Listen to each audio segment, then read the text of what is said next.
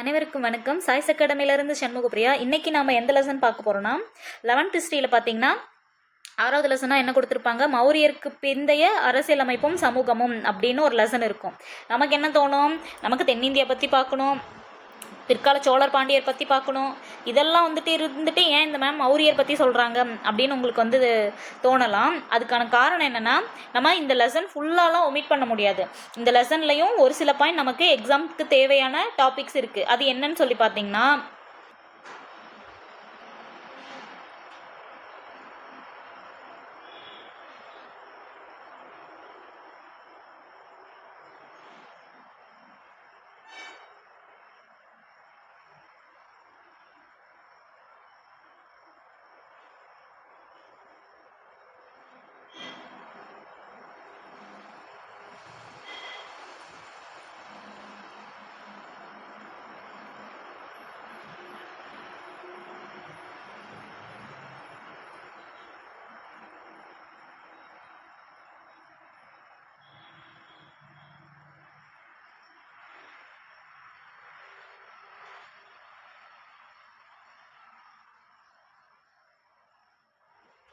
இங்கே பாருங்கள், இந்த மௌரியருக்கு பிறகு அரசியலமைப்பு சமூகமும் இருக்காங்களா.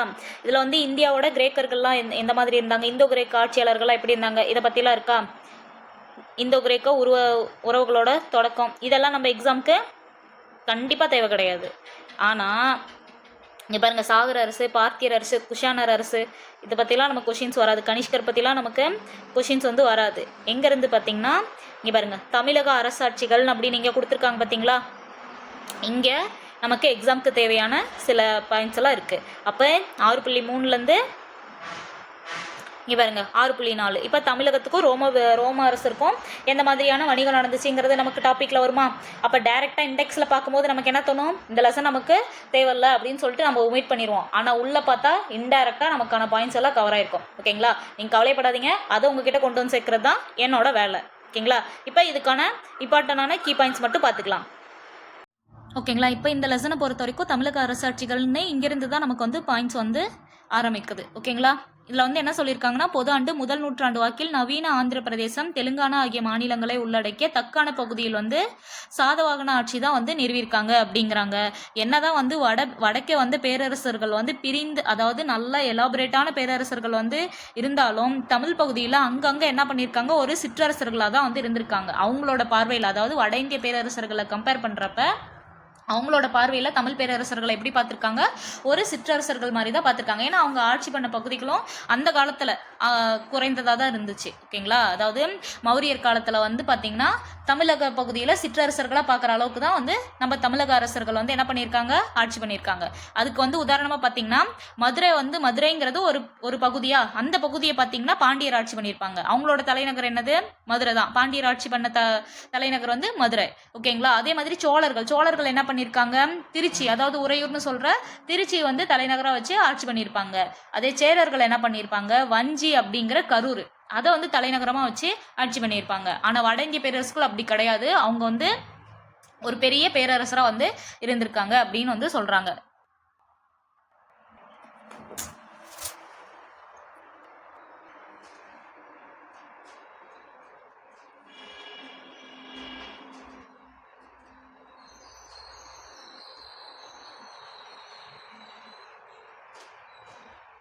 ஓகேங்களா, இதில் பொது ஆண்டு மூன்றாம் நூற்றாண்டிலேயே மௌரிய அரசர்கள் தமிழ் மூவேந்தர்களை அறிஞ்சிருந்தாங்க. அதாவது மௌரிய அரசர்கள் தமிழ் மூவேந்தர்களை தெரிஞ்சுக்கிற அளவுக்கு அவங்க என்னதான் சிற்றரசர்களாக இருந்திருந்தாலும் அவங்களோட புகழ் மௌரியர் கால அரசர் வரைக்கும் இருந்திருக்கு. அதே மாதிரி அசோகர் என்ன பண்ணுறாரு, ஒரு கல்வெட்டு செதுக்கிறாரு. என்னது, 2வது கல்வெட்டுங்கிறது அந்த அவரோட இதில் ஆணை மாதிரி. ஓகேங்களா, கல்வெட்டு ஆணை அப்படின்னு சொல்லுவாங்க.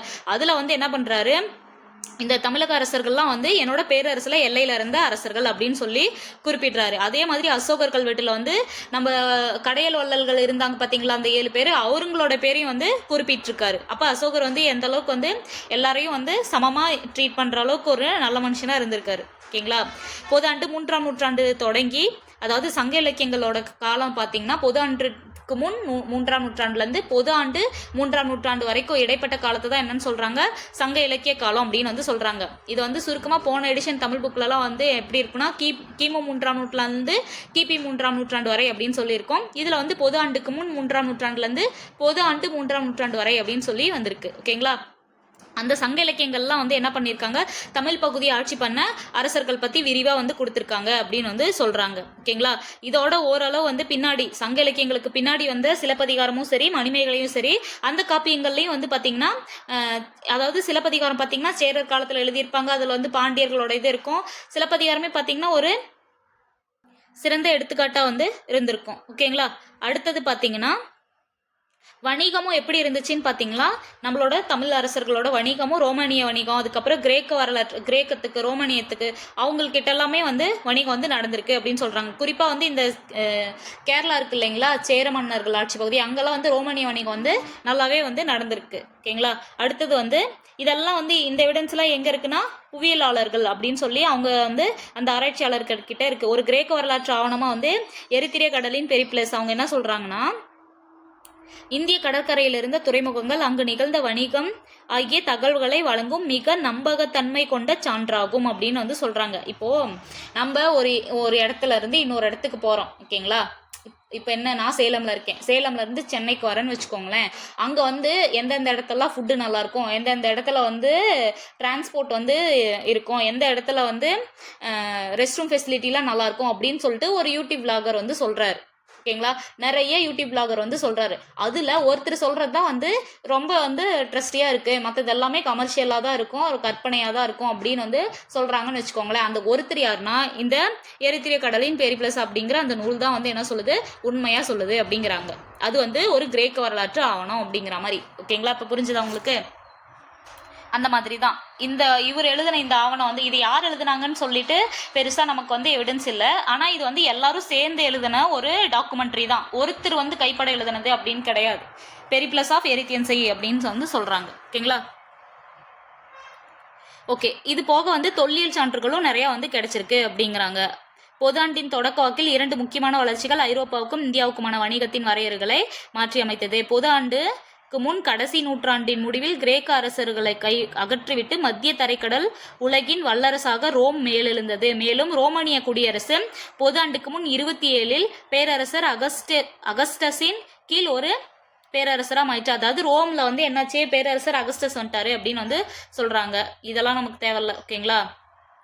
அப்போ அகஸ்டஸ் வந்ததுக்கு அப்புறம் தான் வந்து ரோமானிய வணிகம் வந்து வந்தது அப்படின்னு வந்து சொல்கிறாங்க. அநேகமாக ஐரோப்பியாவிலும் வட ஆப்பிரிக்காவிலும் பெற்ற வெற்றிகள் மூலம் குவிந்திருந்த மிக பெரும் செல்வங்களை தனது கட்டுப்பாட்டில் வைத்திருந்த ரோம் தான் உலகிலேயே ஆக பெரியதும் செல்வ செழிப்பு மிக்கதுமான நகரமாகும். அப்போ ரோமானிய நாட்டுக்கே வந்து நம்ம வணிகம் பண்ணியிருக்கோன்னா நம்ம எந்த அளவுக்கு வந்து ஒரு பெரிய நாடாக இருந்திருப்போம். அப்போ ரோமின் செல்வ செழிப்பு இந்தியாவை சேர்ந்த பல்வேறு பொருட்களின் குறிப்பாக தமிழ்நாட்டின் நறுமண பொருட்கள் துணி வகைகள் தேவையை அங்கே பெருமளவு அதிகரித்தது. இதுதான் வந்து ஹைலைட்டான பாயிண்ட். அப்போ தமிழ்நாட்டில் வணிகம் செய்யறதுக்கு ரோம் வந்து எவ்வளோ ஒரு ஹீரோ இன்ட்ரடக்ஷன் முன்னாடி ஒரு வில்லனோட வெல்த்தை வந்து சொல்கிறாங்க. ஓகேங்களா?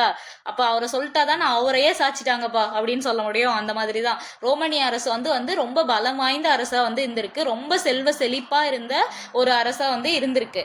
அவங்களே வந்து தமிழ்நாட்டில் கிடைக்கிற அந்த நறுமண பொருட்களும் துணிக்கும் வந்து ரொம்ப ப்ரீசியஸாக நினச்சிருக்காங்கன்னா அப்போ அந்த அளவுக்கு வந்து தமிழ்நாட்டோட குவாலிட்டி வந்து எப்படி இருக்கும், பொருட்களோட தரம் வந்து எப்படி இருந்திருக்கும், இவங்க வந்து எப்படியெல்லாம் வணிகம் நேர்த்தியான வணிகத்தை அவங்க எப்படி வந்து முன்னெடுத்திருப்பாங்க அப்படிங்கிறது இதுக்கு ஒரு சான்றாக வந்து இருக்கு. பொதாண்டு முதல் நூற்றாண்டில் எகிப்திய கடலோடி ஹிபாலஸ் என்பவர் அரபிக்கடலில் வீசும் பருவக்காற்றுகளின் காலமுறை இயல்புகளை கண்டறிந்தார். அதாவது நீங்கள் வந்து தமிழ்நாட்டுக்கு வரணும்னா சாதாரணமாலாம் வர முடியாது, அங்கே இருக்கிற இயற்கை சூழ்நிலையும் நம்ம புரிஞ்சுக்கணும். கடல் வழியாக தான் இப்போ பயணிக்கிறாங்க. அப்படி பயணிக்கும் போது புயல் பருவக்காற்று இது எல்லாத்தையும் கற்றுக்கிட்டு வச்சாந்தா எந்த இடத்துல புயலை எப்படி சமாளிக்கணும், எங்கே எப்படி இருக்கும்னு நமக்கு தெரியும் அப்படிங்கிறாரு ஹிபாலஸ். ஓகேங்களா? அவர் வந்து ஒரு எகிப்திய கடலோடி. ஓகேங்களா? அடுத்தது வந்து இது வந்து பெரிய ஒரு ஹெல்ப்பாக வந்து இருக்குது நம்ம தமிழ்நாட்டில் வந்து வணிகம் பண்ணுறதுக்கு. முன்னாடி எரித்திரிய கடலின் பெரிப்ளஸ் அப்படிங்கிற ஒரு டாக்குமெண்ட்ரி கிடச்சிருக்கு. அதுக்கப்புறம் வந்து ஹிபாலஸ் அவர் எழுதின அந்த வந்து பருவக்காற்றோட காலமுறை அதெல்லாம் எப்படியெல்லாம் இருக்குது அப்படின்ட்டு அவர் பண்ணியிருக்காரு இல்லைங்களா, ஆராய்ச்சி பண்ணியிருக்காங்க இல்லைங்களா, அதுவும் வந்து ரொம்ப உதவிகரமாக இருந்திருக்கு நம்ம தமிழ்நாட்டோட வணிகம் செய்கிறதுக்கு. இதெல்லாம் வந்து மிகப்பெரிய ஒரு இதாக சொல்கிறாங்க. இந்தியாவுக்கும் தரைக்கடலுக்கும் இடையிலான கடல் வணிகம் ஐரோப்பியர்களின் கட்டுப்பாட்டில் இருந்தது. அப்ப இந்தியாவுக்கும் மத்திய தரைக்கடலுக்கும் கடல் வணிகம் வந்து யார்கிட்ட இருந்தது? அரேபியர்களோட கட்டுப்பாட்டில் தான் வந்து இருந்திருக்கு. ரோமாபுரிக்கு பெருமளவில் ஏற்றுமதி செய்யப்பட்ட லவங்கப்பட்டை போன்ற பொருட்களின் உற்பத்தி மையங்கள் தென்னிந்தியாவில் எங்கிருந்தன என்பதை பற்றிய அறிவை அரேபியர்களே ஏகபோகமாக கொண்டிருந்தனர். அப்ப அரேபியர்களுக்கு வந்து நம்மளோட நாட்டுல வந்து எங்க எது கிடைக்குங்கிறது நல்லாவே தெரிஞ்சிருக்கு. ஓகேங்களா? முக்கியமாக அந்த பட்டை பிரியாணிக்கு யூஸ் பண்ணுறோம் இல்லைங்களா, அந்த பட்டை வந்து அரேபியர்களுக்கு வந்து தெரிஞ்சிருக்கு. அதோட வர்த்து என்னன்னு அவங்களுக்கு தெரிஞ்சிருக்குங்கிறாங்க. நேரடி கடல்வழி குறித்த தகவல் அனைவருக்கும் தெரிந்த செய்தியாக ஆனபோது ரோமானிய கப்பல்கள் இந்தியாவிற்கு மேற்கு கடற்கரைக்கு நேரடியாக பயணிக்க தொடங்கின. அப்போ இதில் ஃபர்ஸ்ட் வந்தது அரேபியர்கள் வந்திருக்காங்க. அரேபியர்களோட வணிகத்தை பார்த்து அதுக்கப்புறம் தான் வந்து என்ன பண்ணியிருக்காங்க, ரோமானிய கப்பல்கள் வந்து இந்தியாவினோட மேற்கு கடற்கரைக்கு டைரெக்டாக வர ஆரம்பிச்சிட்டாங்க அப்படிங்கிறாங்க. ஓகேங்களா? இதனால் வந்துட்டு அவங்க என்ன பண்ணியிருக்காங்க, இந்த கடற்கொள்ளையர்களோட பயம்லாம் அவங்களுக்கு வந்து அதுக்கப்புறம் வந்து போயிடுச்சு அப்படிங்கிறாங்க. ஓகே, அடுத்தது வந்து பார்த்திங்கன்னா மேலும் தரைவழி தேடுவமும் முற்றிலுமாக தவிர்க்கப்பட்டது. அப்போ தரைவழியாக வரது வந்து அவங்களுக்கு ரொம்ப காலவரையமாக இருந்திருக்கு. அதனால இவங்க என்ன பண்ணாங்க, கடற்கரை வழியாகவே அதாவது கப்பல் வழியாகவே வர ஆரம்பிச்சிட்டாங்க. இப்படி ஒவ்வொருத்தராக வந்து கப்பல் வழியாக வந்து இந்தியாவுக்கு வணிகம் செய்ய வர வர கடைசீட்டில் இதில் என்ன ஆயிடுச்சுன்னா, இந்தியாவுக்கு வரும் கப்பலோட எண்ணிக்கை வந்து அளவு உயர்ந்துக்கிட்டே போயிருக்கு. ஒரு வருஷத்துக்கு கிட்டத்தட்ட பார்த்தீங்கன்னா 20 கப்பல்லேருந்து 80 கப்பல் வந்து வந்திருக்கு அப்படிங்கிறாங்க. டெய்லி ஒரு கப்பல் வந்து இருக்கும் அப்படிங்கிறாங்க. ஓகேங்களா? டெய்லி ஒரு கப்பலாவது இருக்கும். அப்போ டெய்லி ஒரு கப்பலுங்கிறப்ப 80 கப்பல் கம்மி தானே மேம் அப்படின்னு சொன்னால் அப்படி கிடையாது. ஒரு கப்பல் வந்து எவ்வளோ ஸ்பேசியஸாக இருக்கும், எவ்வளோ பெருசாக இருக்கும். அந்த கப்பல் நிறைய வந்து பொருட்களை ஏற்றிட்டு போகிறாங்கன்னா அப்போ நம்ம கிட்ட எவ்வளோ இருந்திருக்கும். ஓகேங்களா? அப்போ எந்த அளவுக்கு வந்து நம்ம கிட்ட இருந்து விலை கொடுத்து வாங்கிட்டு போன அந்த கப்பல் நிறைய வந்து பொருட்கள் எடுத்துகிட்டு போயிருக்காங்க அப்படிங்கிறத இமேஜின் பண்ணிக்கோங்க. அப்போ வருஷத்தில் 80 கப்பல்ங்கிறது உண்மைக்குமே பெரிய அளவு தான். ஓகேங்களா? அதுக்கு அடுத்தது வந்து தமிழகத்திற்கும் ரோமுக்கும் இடையே எந்த மாதிரி வணிகம் வந்துச்சு அப்படின்னு பார்த்தீங்கன்னா, ரோம் வந்து ஒரு குடியரசாக இருக்கும்போதே வந்து தமிழ்நாட்டுக்கும் ரோமுக்கும் இடையே ஒரு வணிகம் இருந்துச்சு. அப்போ ரோம் வந்து பேரரசாகும் போது சொல்லவா வேணும்? ஓகேங்களா? அப்படி வந்து குடியரசாக இருந்த காலத்திலே பார்த்தீங்கன்னா ரோமானிய நாணயங்களும் கலைப்பொருட்களும் இந்தோ ரோம அதாவது அவங்களோட நாணயங்கள் நம்ம கிட்ட இருக்கிறதும் நம்ம காசு அவங்க கிட்ட இருக்கிறதும் இதெல்லாம் கடைசியாக ஒரு கல்ச்சர் மாதிரியே உருவாயிருச்சு. எப்படின்னா இந்தோ ரோமானிய வணிக நிலையம் அப்படின்னு சொல்லிட்டு ஒரு மாதிரி. ஏன்னா ரோமுக்கு வரவங்க ரோம்லேருந்து வணிகம் செய்ய வராங்கன்னா இங்கேயும் ஒரு 4 பேர் வந்து விட்டுட்டு போயிடுவாங்க. அங்கேருந்து கூட்டிகிட்டு வந்து அவங்க ரோம் நாட்டிலேருந்து கூட்டிகிட்டு வந்து இங்கே தமிழ்நாட்டிலே கொஞ்சம் பேரை விட்டுட்டு மீதி எல்லா பொருட்கள் எடுத்துகிட்டு அங்கே போயிடுவாங்க. ஓகேங்களா? ஏன்னா இவங்க மற்ற வேலையெல்லாம் வந்து செய்யணும்ல. ஏன்னா டெய்லி ஒரு கப்பல் வரும்போது இங்கே வேலையாட்கள் அவங்களுக்கும் தேவைப்படுவாங்கல்ல. அந்த மாதிரி அப்படி விட்ட இவங்கெல்லாம் நம்ம இந்தியன் கல்ச்சரை வந்து கற்றுக்க ஆரம்பிச்சிட்டாங்க. இந்தியரோட வந்து அந்த திருமண உறவுகளையும் வந்து வச்சுக்க ஆரம்பிச்சிட்டாங்க. இதனால் வந்து இந்தோ ரோமானிய ஒரு கலப்பு கல்ச்சரே வந்து உருவாக ஆரம்பிச்சிருச்சு அப்படிங்கிறாங்க. இதில் பிஸ்னஸ் வகையில் பார்த்தீங்கன்னா இந்தோ ரோமானிய வணிக நிலையம் அப்படின்னே வந்து சொல்கிற அளவுக்கு வந்து இருக்குது. இதை வந்து எங்கன்னா புதுச்சேரிக்கு பக்கத்தில் இருக்க அரிக்கமேட்டில் வந்து கண்டுபிடிச்சிருக்காங்க. ஓகேங்களா? இங்கே பாருங்க, இந்தோ ரோமானிய வணிக நிலையம் அப்படின்னு சொல்லிட்டு இங்கே புதுச்சேரிக்கு பக்கத்தில் இருக்க அரிக்கமேட்டில் இந்த மாதிரி ஒன்று இருந்திருக்கு அப்படின்னு வந்து கண்டுபிடிச்சிருக்காங்களாம். ஓகேங்களா? பொது ஆண்டு முதல் நூற்றாண்டு முன்னர் ரோமானிய கப்பல்கள் இந்தியாவின் மேற்கு கடற்கரை தாண்டி குமரி முனையை சுற்றி கொண்டு பயணப்பட முடியவில்லை. எனவே மேற்கு கரையிலிருந்து துறைமுகங்களே வணிகத்திற்கு ஈடுபட்ட முக்கிய துறைமுகங்களாக இருந்தன. அப்போ ரோமானிய வணிகத்திற்கு முக்கிய துறைமுகமாக இருந்தது எது? மேற்கு கரையில இருந்த துறைமுகம். ஓகேங்களா? ரோமானிய வணிகர்கள் வந்து அதாவது மேற்கு கரையிலிருந்து இவங்க என்ன பண்ணியிருக்காங்க, நிலவழியாக வந்து பாலக்காடு இருக்கு இல்லைங்களா, அந்த கணவாயை கடந்து கிழக்கே உள்ள உற்பத்தி மையங்களுக்கு வந்து வந்திருக்காங்க. கொடுமணல், அதுக்கப்புறம் படியூர், வாணியம்பாடி இந்த இடங்கள்லாம் ரோம் நாட்டில் வந்து அதிக தேவையில் இருந்த ஒரு நவரத்தின கல்லான கோமேதகம் கிடைக்கிற சுரங்கங்கள் இருந்திருக்கு. பாருங்கப்பா, கோமேதகம்லாம் நான் பார்த்ததே கிடையாது. அப்படின்னா என்னன்னு எனக்கு தெரியல. ஆனால் இங்கே பாருங்க, அப்பயே வந்து ரோமில் இருக்க எல்லாத்தையும் இங்கேருந்தே சுருட்டிட்டு போயிட்டானுங்களாட்டங்குது. கொடுமணல் ஈரோடு, அதுக்கப்புறம் படியூர், திருப்பூர். அதாவது கொடுமணல்ங்கிறது ஈரோட்டில் இருக்கிற ஒரு ஊர், படியுங்கிறது திருப்பூரில் இருக்குது, வாணியம்பாடி வேலூரில் இருக்குது. இந்த இடத்தெல்லாம் வந்து ரோம்ல இருந்து வந்திருக்கிறானுங்க. ரோமில் வந்து என்ன பண்ணியிருக்காங்க, கோமேதகங்கிற வந்து சுரங்கமே இருக்காமா. கோமேதகங்கிறது கல்லுன்னே நம்ம இப்போதான் தெரியுது. அப்படி ஒரு சுரங்கமே இருந்திருக்குன்னு பார்த்தீங்கன்னா எப்படி இருக்கும் பார்த்தீங்களா? குடிசீக்கத்தில் தங்கமும் ஒன்று இருந்திருக்கா அப்படிங்கிற மாதிரி ஆயிரும் போல. போகிற போக்கில் பார்த்தா அப்படிதான் இருக்குது. ஈரோடு அருகே உள்ள சென்னிமலையில் உற்பத்தி செய்யப்பட்ட இரும்பும் எஃகும் ரோமாபுரிக்கு ஏற்றுமதி செய்யப்பட்டது. அப்போ ஈரோட்டில் இருந்து என்ன பண்ணியிருக்காங்க, இரும்பு, எஃகு இதெல்லாம் வந்து ரோமாபுரிக்கு வந்து ஏற்றுமதி பண்ணியிருக்காங்க. இது ரொம்ப ரொம்ப இம்பார்ட்டன்ட்ங்க. இங்கே பாருங்க, கொடுமணல், ஈரோடு, படியூர், வாணியம்பாடி இந்த இடத்துல இருந்து என்ன பண்ணியிருக்காங்க, நவரத்தத்தில் ஒரு கல்லான கோமேதகத்துக்கு சுரங்கம் இருந்திருக்கு. அதை வந்து வணிகம் பண்ணியிருக்காங்க. அது ஒரு பாயிண்டா. அது போக ஈரோட்டில் இருந்து ஒரு நிமிஷம் ஈரோட்லேருந்து என்ன பண்ணியிருக்காங்க, சென்னிமலை, அந்த சென்னிமலை இருக்கு இல்லைங்களா, அங்கே வந்து இரும்பு எஃகு இதையும் வந்து ரோமாபுரிக்கு வந்து ஏற்றுமதி செஞ்சுருக்காங்க. ஓகேங்களா. உருக்காலை மற்றும் உருக்கு எச்சங்கள் இந்த அகழ்வாயுவில் வந்து கிடைச்சிருக்கு. அப்போ வந்து ஈரோடு சென்னிமலைன்னு போட்டு இரும்பு எஃகுன்னு போட்டு ரோமாபுரின்னு போட்டுக்கோங்க. ரோமாபுரிக்கு ஏற்றுமதி உருக்காலை உருக்கு எச்சங்கள் அப்படின்னு சொல்லி போட்டுக்கோங்க. ஓகேங்களா. அகழ்வாராய்ச்சி. இதனால்தான் முற்பட்ட காலத்தில் ரோமானிய நாணயங்கள் கோயம்புத்தூர், ஈரோடு, சேலம், கரூர் மாவட்டங்களில் அதிக அளவு கிடைப்பது. அப்போ பாருங்க, ரோமானிய நாணயங்கள் கிடைத்த இடங்கள்னு போட்டு என்ன பண்ணிக்கணும், கோயம்புத்தூர், ஈரோடு, சேலம், கரூர் இந்த இடத்தெல்லாம் வந்து போட்டுக்கணும். ஓகேங்களா. அப்போ இந்த லெசன் வந்து ரொம்ப ரொம்ப இம்பார்ட்டன்ட். இந்த லெசன் மெயினாக வந்து என்னது, மூன்று அரசர்கள் அவங்களோட தலைநகரம், அது நமக்கு ஆல்ரெடி தெரியும். ரொம்ப ரொம்ப இம்பார்ட்டன்ட். இந்த ரோமுக்கும் நமக்கும் எப்படி வணிகம் வந்து நடந்தது அப்படிங்கிறது தான். அப்போ இதெல்லாம் வந்து ரொம்ப முக்கியமாக குறித்து வச்சு படிச்சுக்கணும். முதல் நூற்றாண்டின் முடிவில், அதாவது பொதாண்டு முதல் நூற்றாண்டின் முடிவில் ரோமானிய கப்பல்கள் தமிழகத்தின் கோரமண்டல்ங்கிறது எது ஆல்ரெடி நம்ம சொல்லியிருந்தோம், சோழமண்டலத்தை வந்து கோரமண்டலம் அப்படிங்கிறாங்க. ஓகேங்களா. சோழமண்டலத்தில் கிழக்கு கடற்கரையில் உள்ள பயணங்களுக்கு. ஓகே, இங்கெல்லாம் வந்து முடிச்சிட்டாங்கப்பா. அடுத்தது வந்து ரோமானிய கப்பல் எங்கே வருது, சோழமண்டலத்துக்கு வந்து வருது. அங்கேருந்து என்ன பண்ணுறாங்க, இந்திய வர வந்து அதாவது சோழமண்டலத்துக்கு வர ஸ்டார்ட் பண்ணிட்டாங்க அப்படிங்கிறாங்க. அப்படி சோழமண்டலத்துக்கு வந்து முக்கியமான துறைமுகங்களாக இது நௌரா அப்படிங்கிற துறைமுகம், அப்புறம் தொண்டிங்கிறது என்னன்னு ரோமாபுரியில் வந்து பொன்னானி அப்படின்னு வந்து குறிச்சிருக்காங்க. நௌராங்கிறது கண்ணனூர் அப்படின்னு வந்து குறித்து வச்சுருக்காங்க. இவங்க வந்து சேர மன்னர்களால் ஆளப்பட்ட தமிழ் நிலப்பரப்பின் வடக்கு எல்லையில் அமைந்ததாக கருதப்படுகிறது. அதாவது வந்து இந்த தொண்டி, அதுக்கப்புறம் இந்த கண்ணூர் இதெல்லாம் வந்து சேர மன்னர்களோட நிலப்பரப்பில் வந்து வடக்கு எல்லையில் வந்து இருந்துச்சு அப்படிங்கிறாங்க. முசிறி, அதுக்கப்புறம் முசிறிங்கிறத வந்து என்னது, முசிறிஸ் அப்படிங்கிறத குறித்து வச்சிருக்காங்க. மேலும் தெற்கு அமைந்திருந்த அதாவது முசிறி அப்படிங்கிறது வந்து தெற்கே இருந்த ஒரு துறைமுகம். அப்போ வடக்கே இருந்த துறைமுகம் இது நௌரா, அதுக்கப்புறம் தொண்டி இதெல்லாம் வந்து வடக்கே இருந்திருக்கு. முசிறிங்கிறது வந்து தெற்கே வந்து இருந்திருக்கு. ஓகேங்களா. கொடுங்கலூர் அப்படிங்கிறது அடையாளமாக காணப்பட்டது அப்படின்னு வந்து சொல்கிறாங்க. முசிறியில் வந்து ஒரு அகழ்வாய் வந்து கண்டுபிடிச்சிருக்காங்க. அதில் என்னன்னா, இந்த துறைமுகம் வந்து ஒரு சில கிலோமீட்டர் தூரத்தில் உள்ள பட்டணம் என்னும் ஊரில் இருந்திருக்க வேண்டும் என்று கூறுகிறது. அநேகமாக மேற்கு கடற்கரையில் இந்த துறைமுகங்கள் மிகவும் பரபரப்பாக வந்து இருந்திருக்கு அப்படின்னு வந்து சொல்கிறாங்க. இங்கே தெரியுதுங்களா, முசிறி பாப்பிரஸ் அப்படிங்கிற ஒரு டாக்குமெண்ட் வந்து நமக்கு கிடச்சிருக்கு. இது மூலயமா முசிறி வந்து ஒரு முசிறிக்கும் ரோமுக்கும் இருந்த ஒரு எவ்வளோ டீப்பான வணிக உறவு இருந்திருக்கு நமக்கு தெரியுது. ஓகேங்களா. முசிறியை சேர்ந்த ஒரு வணிகருக்கும் அலெக்சாண்ட்ராவை சேர்ந்த ஒரு வணிகருக்கும் இடையிலான வணிக ஒப்பந்தம் அண்மையில் கண்டுபிடிக்கப்படுது. அந்த வணிக ஒப்பந்தம் தான் இந்த பாப்பிரஸ் ஆகணும். ஓகேங்களா. யாருக்கு, முசிறிக்கும் அலெக்சாண்ட்ராவுக்கும் சேர்ந்தது. ஓகேங்களா. இதை வந்து என்ன பண்ணியிருக்காங்க, கோரைப்புல் தாளில் எழுதப்பட்ட இந்த ஒரு ஒப்பந்தம் அப்படிங்கிறாங்க. ஒப்பந்தத்துலேருந்து என்ன பண்ணியிருக்கு, சிங்கிளாக பிஸ்னஸ் பண்ணவங்க, அதாவது ஒரு மன்னர்களோ இல்லை ஒரு குறுநில அரசர்களோ அப்படி இல்லாமல் சாதாரணமாக ஒரு தனி மனிதனாக வந்து வணிகம் பண்ணவங்க கூட பெரும்பாலான பொருட்கள் வந்து சரக்கு கப்பலில் கொடுக்குற அளவுக்கு அவங்ககிட்ட இருந்தது அப்படிங்கிறாங்க. அப்போ எவ்வளோ ஒரு வளம் வாய்ந்த நாடாக இருக்கும். எனக்குலாம் வந்து ஆச்சரியமாக இருக்குது. ஓகேங்களா. இன்னைக்கு 10,000 5,000 நம்ம எவ்வளோ கஷ்டப்பட்டுட்டு இருக்கோம். நம்ம செல்வங்கள் எல்லாம் எப்படி சுரண்டிட்டு போயிருக்காங்க பாருங்கள். முசிறி துறைமுகத்தை பொறுத்த வரைக்கும் முசிறியில் வந்து வணிகத்தை அரிசிக்கு பதிலாக பாருங்கள் மீன் வந்து, அதாவது உள்நாட்டு பகுதியிலேருந்து உள்பகுதியிலேருந்து அரிசி ஏற்றி வந்த படகுகள் திரும்பி செல்கையில் மீன்களை ஏற்றி சென்றுச்சு அப்படிங்கிறாங்க. அடிப்படையான நுகர்வு இதெல்லாம் வந்து பார்த்திங்கன்னா யாரோ ஒரு புலவரோட கற்பனையிலையோ அல்ல வந்துட்டு சங்க இலக்கிய பாடலோட இலக்கிய நயம்னு சொல்லுவாங்க பார்த்தீங்களா, அந்த மாதிரிலாம் வந்து இது கொடுக்க கிடையாது. இது வந்து ரோமில் ஒரு ஆவணங்கள் கிடைச்சிருக்கு. அதே மாதிரி அங்கங்கே அகழ்வாய்வு பொருட்கள் வந்து நமக்கு கிடைச்சிருக்கு.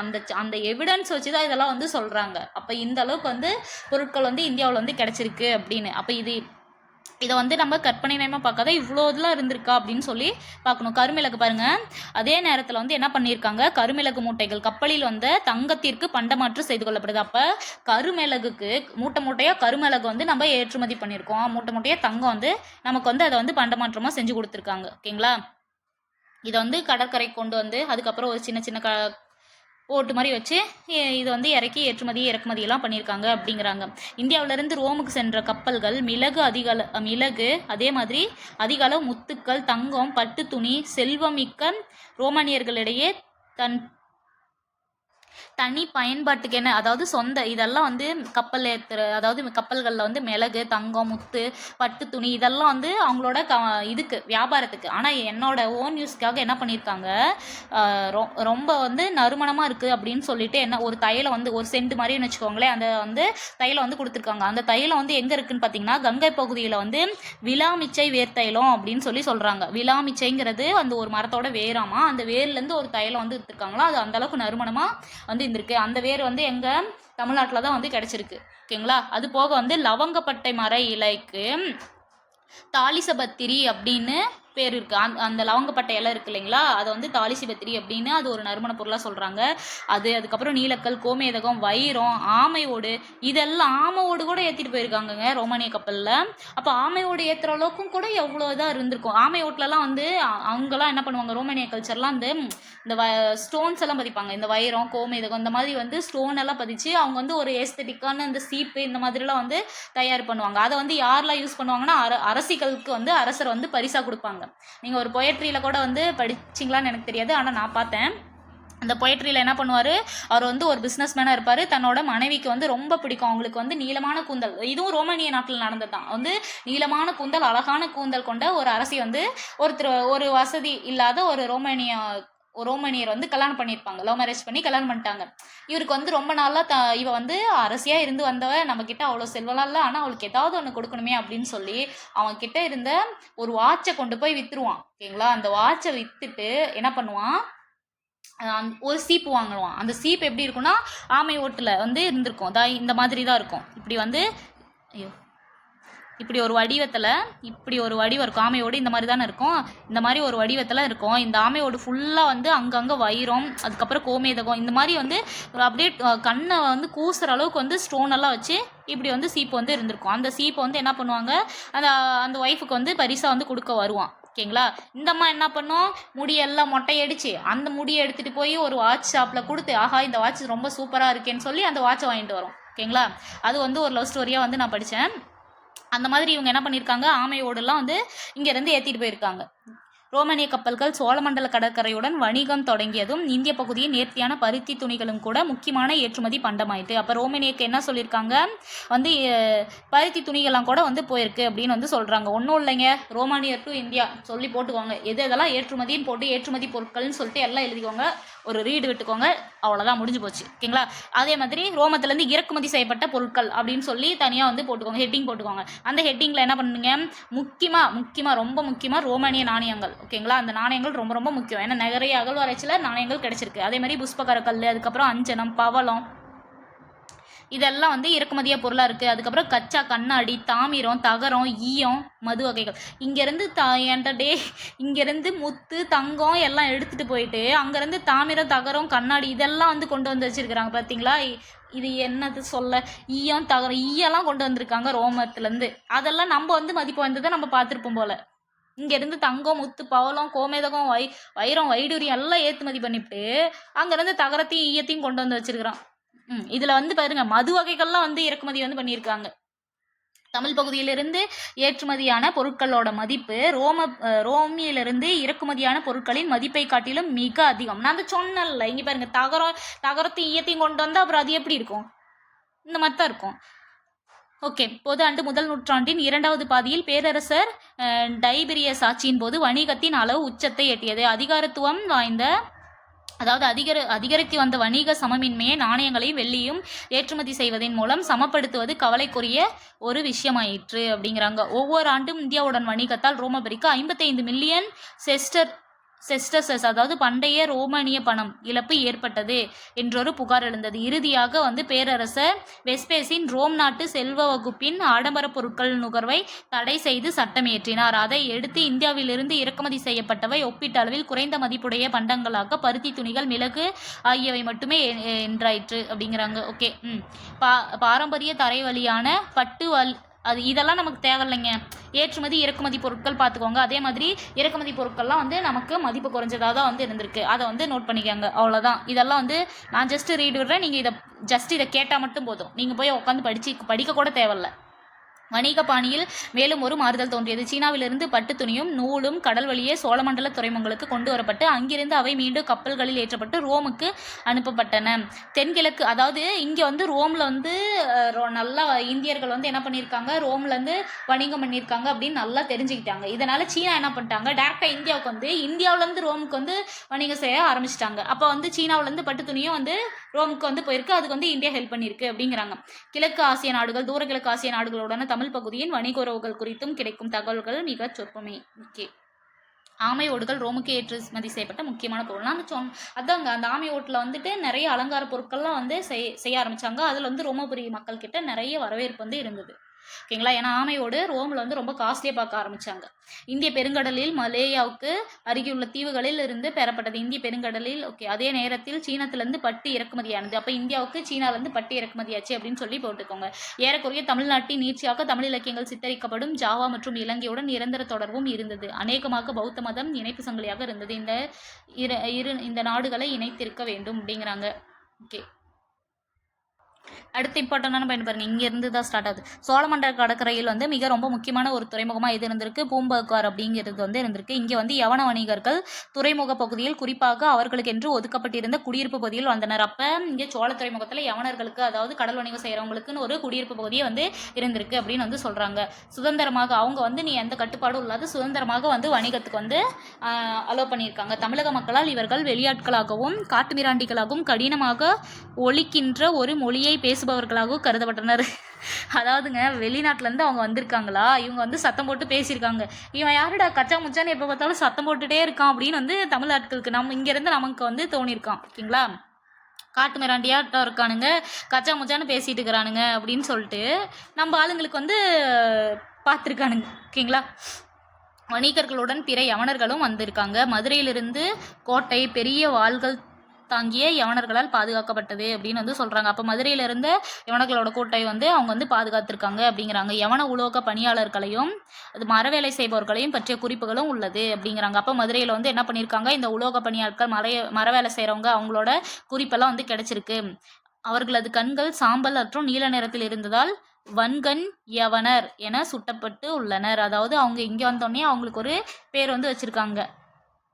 கிழக்கித்திய மத்திய தரைக்கடல் பகுதியிலிருந்து வருகை தந்த அனைவரையும் குறிக்கிற ஒரு பொது பெயரானது. அப்போ வன்கண் யவனருங்கிறது தான் அங்கே இருந்த பேர் அப்படின்னு வந்து சொல்கிறாங்க. யவனர் என்ற சொல்லுக்கு கிரேக்கர்கள் என்ற பொருள் இருப்பதினால் மட்டுமே இவர்கள் அனைவரும் கிரேக்கர்கள் என்ற முடிவு செய்ய இயலாது அப்படிங்கிறாங்க. ஓகே, அதெல்லாம் நமக்கு தேவையில்ல.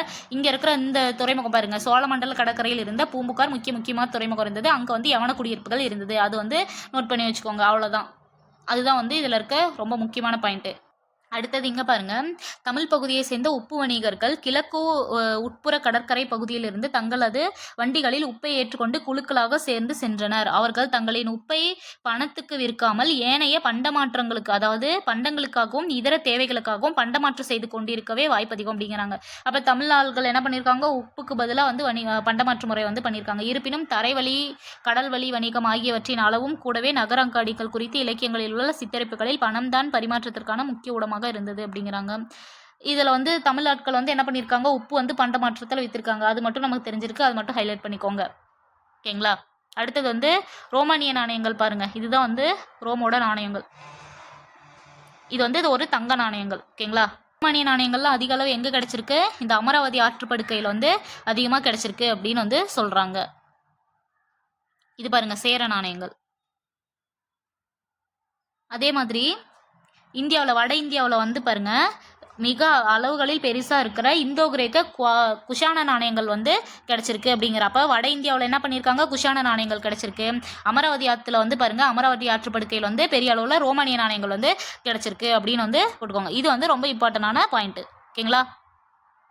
இது மூலிமா வந்து என்ன தெரியுது, தமிழக அரசாட்சிகள் எந்த அளவுக்கு இருந்தது, ரோமோட எந்த அளவுக்கு வணிகம் வந்து பண்ணியிருக்காங்க, அதுக்கு கிடைத்த ஆவணங்கள் எரித்திரிய கடலின் பெரிபிளஸ் அப்படிங்கிற ஒரு ஆவணம் வந்து கிரேக் ஆவணம் வந்து கிடைச்சிருக்கு அப்படின்னு வந்து சொல்கிறாங்க. இதில் ரொம்ப முக்கியமாக இருக்கிற நகரம் இது முசிறி தான். அப்போ ஏற்றுமதி பொருட்கள் வந்து என்னது, கோமேதகம், தங்கம், இந்த மாதிரி பருத்தி துணிகள், மிளகு இதெல்லாம் ஏற்றுமதி பண்ணிட்டு தகரம், ஈயம், பித்தாலெல்லாம் வந்து தகரம், ஈயம் இதெல்லாம் வந்து இறக்குமதி வந்து பண்ணியிருக்காங்க. அப்போ ஏற்றுமதி பொருட்களின் மதிப்பு அதிகமாகவும் இறக்குமதி பொருட்களோட மதிப்பு ரொம்ப ரொம்ப குறைவாகவும் வந்து இருந்திருக்கு அப்படின்னு வந்து சொல்கிறாங்க. ஓகேங்களா. இந்த லெசன் வந்து இதோட வந்து முடிஞ்சிருக்கு. தென்னிந்தியாவில் பாருங்க, சாதவாகனர் அரசாட்சி புதாண்டு முதல் நூற்றாண்டில் நிறுவப்பட்டது. தமிழ் பகுதியில் வந்து சேர சோழ பாண்டியரோட மூவேந்தர்களோட ஆதிக்கம் வந்து செலுத்திருந்திருக்காங்க. அப்போ தென்னிந்தியாவில் சாதவாகனர் ஆட்சி இருக்கிறப்ப இவங்க மூவேந்தர்களோட ஆட்சி வந்து இருந்திருக்கு. தமிழ்நாட்டுக்கும் ரோமுக்கும் இடையே வணிகம் வந்து வளர்ச்சி அடைஞ்சிருக்கு. சோழமண்டல கிழக்கு கடற்கரையில் வந்து புகார் நகரம் அப்படிங்கிறது ஒரு முக்கியமான துறைமுகமாக வந்து இருந்திருக்கு. யவன வணிகர்கள் வந்து இந்த துறைமுகத்தெல்லாம் வந்து துறைமுக நகரங்களில் வாழ்ந்திருக்காங்க அப்படிங்கிறது இந்த லெசன் மூலிமா நம்ம வந்து தெரிஞ்சுக்கிட்டோம். ஓகேங்களா. நான் சொன்ன இந்த 4-5 பாயிண்ட்டை மட்டும் நல்லா நோட் பண்ணிக்கிட்டு அப்படியே கண்ணமூடி கதை மாதிரி கேளுங்க. ஈஸியாக வந்து உங்களுக்கு மனப்பாடம் ஆயிரும். மனப்பாடம் ஆனதுக்கப்புறம் என்ன பண்ணும், ஏற்றுமதி பொருட்கள் இறக்குமதி பொருட்கள் ரோம் டு தமிழ்நாடு அது போட்டு வரிசைப்படுத்தி நீங்கள் ஞாபகம் வச்சுக்கிட்டிங்கன்னா முடிஞ்சு. ஓகேங்களா. ஓகே, அடுத்த லெசனில் நம்ம பார்க்கலாம். நன்றி, வணக்கம்.